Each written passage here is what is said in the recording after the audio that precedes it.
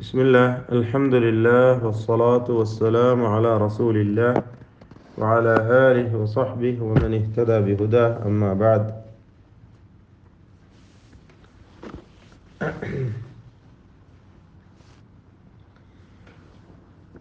പരിശുദ്ധ ഖുർആൻ പാരായണത്തിൽ പ്രധാനമായും അറിഞ്ഞിരിക്കേണ്ട ഒരു ഭാഗമാണ് അറദിയത്തായ സിഫത്തുകളിൽ റായിനെയും ലാമിനെയും ഒക്കെ തഫ്ഖീമും തർക്കീഖും ചെയ്ത് വെച്ചിരിക്കുക എന്നത്. ഇതിൽ റായിൻ്റെ തഫ്ഖീമുമായും തർക്കീഖുമായും ബന്ധപ്പെട്ട കാര്യങ്ങളാണ് നാം മനസ്സിലാക്കിക്കൊണ്ടിരിക്കുന്നത്. റായിനെ തടിപ്പിച്ചും നേർപ്പിച്ചും ഉച്ചരിക്കുക, അതാണ് നാം പഠിച്ചുകൊണ്ടിരിക്കുന്നത്. ഇനി നമുക്ക് അർറാഉൽ മുതതർരിഫതു സാകിനതു ഫിൽ വസ്ലി വൽ വഖ്ഫി, വസ്ലിലും വഖ്ഫിലും മുതതർരിഫത്തായ, അതായത് അന്ത്യത്തിൽ, പദത്തിൻ്റെ അന്ത്യത്തിലായിട്ട് വരുന്ന സാക്കിനത്തായ റാ, സുക്കൂൻ നൽകപ്പെട്ട റായിനെ കുറിച്ചാണ് പഠിക്കാനുള്ളത്. وهي نحو قوله تعالى واستغفر لذنبك. ഇവിടെ എന്താണ്?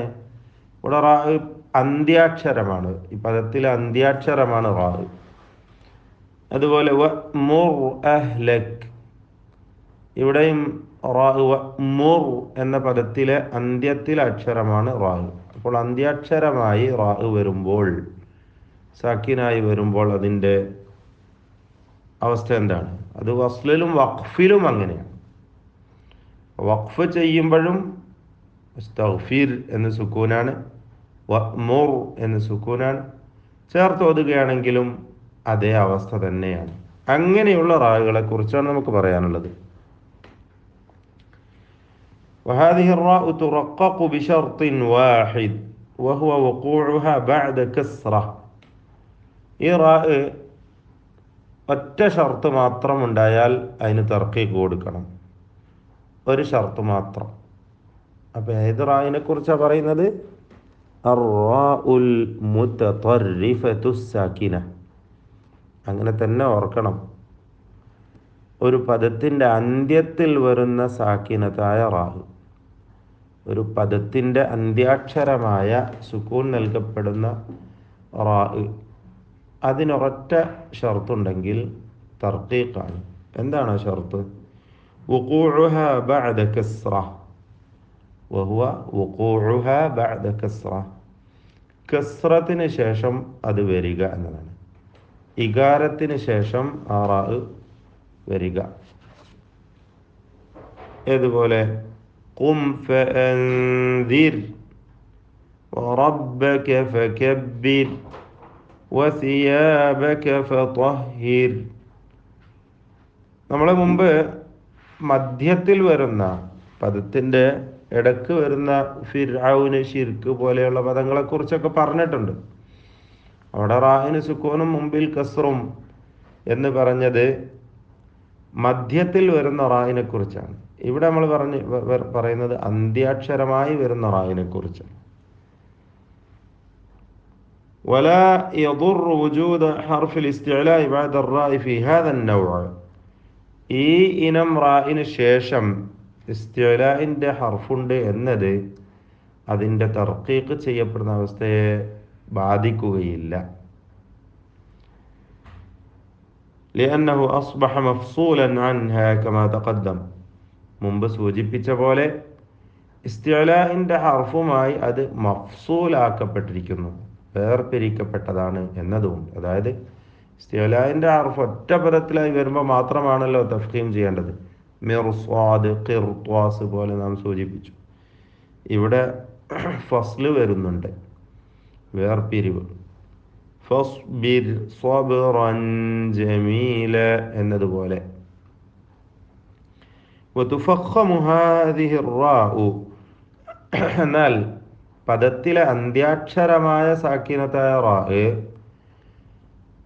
തഫ്ഖീം ചെയ്യപ്പെടുന്നതാണ് ബിശർത്തൈനി, രണ്ട് നിബന്ധനകളോടെ. അവ്വലുഹുമ, ഒന്നാമത്തേത്, അൻ യഖഅ ഖബ്ലഹ ഫത്ഹ, ആ റായിന് തൊട്ട് മുമ്പിൽ ഫത്ഹ് ഉണ്ടാവുക എന്നതാണ്. فلا تقهر فلا تقهر എന്ന് പറയും പോലെ അല്ലേ? فأما اليتيم فلا تقهر അവിടെ അന്ത്യാക്ഷരമായ റാ ആണ്. അതുപോലെ അതേ സൂറത്തിൻ്റെ അടുത്ത ആയത്ത് وأما السائل فلا تنهر ആ റായിനെ തഫ്ഖീം ചെയ്യണം. രണ്ടാമത്തെ നിബന്ധന അൻ യഖഅ ഖബ്ലഹ ضമ്മ ആ റായിന് മുമ്പിൽ ضم ഉണ്ടാവുക എന്നതാണ്. ഫൻദുർ കൈഫ ഫൻദുർ എന്ന ഒരു പദത്തിൻ്റെ അന്ത്യത്തിൽ സാക്കിനായ റാ വരുന്നു. ആ റാഇൻ്റെ തൊട്ട് മുമ്പിൽ ضم ഉകാരം വരുന്നു.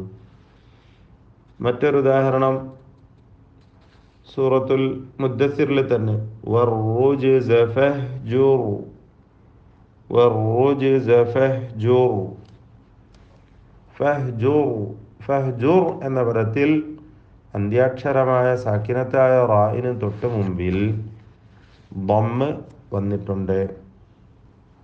വഹാദാനി ഷർത്താനി ഈ രണ്ട് ഷർത്തുകളാണ് റായിൻ്റെ ضമ്മിൽ അന്ത്യാക്ഷരമായി വരുന്ന റായിൻ്റെ ضമ്മിൽ പരിഗണിക്കേണ്ടത് എന്നർത്ഥം. അപ്പോൾ ഈ കാര്യങ്ങൾ കൂടി അനുബന്ധമായി നമ്മൾ ഓർത്തു വെക്കണം. അതായത് നമ്മൾ നേരത്തെ കഴിഞ്ഞ ക്ലാസ്സിൽ സൂചിപ്പിച്ചത് റാ സാക്കിനത്തായ റാകളിൽ മധ്യാക്ഷരമായി വരുന്ന റായിനെ കുറിച്ചാണ്. സുക്കൂൻ നൽകപ്പെട്ട റായിനെ കുറിച്ചാണ് നമ്മൾ സംസാരിക്കുന്നത്.